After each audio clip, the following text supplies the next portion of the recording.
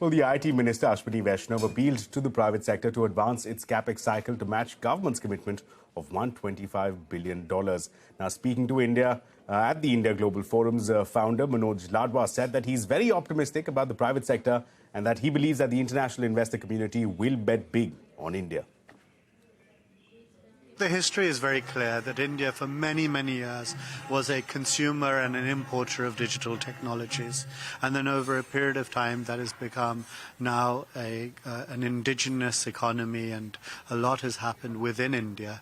And so the natural corollary extension of this would be that, look, if it's good for a billion and a half people, surely there are opportunities around the world for Indian technology, Indian innovators to really take their learnings from India and apply them to different parts of the world. And that's really the exciting story. That's what India Global Forum is about. We work with a huge number of Indian startups, and from day one we say you've got to think globally. Mr. Vaishnav here was this morning, and he mentioned that the government, the latest fiscal, is expected to put out $125 billion in public spends.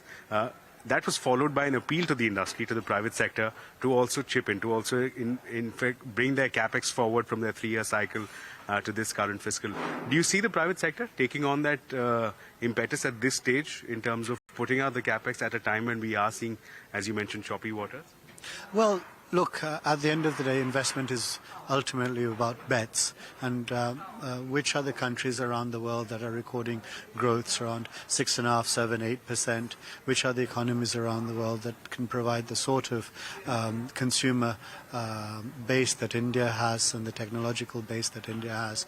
But above all, a country that actually commands trust around the world, and you heard that with Minister Ashwini Vaishnav talk repeatedly about how India is a destination for trust.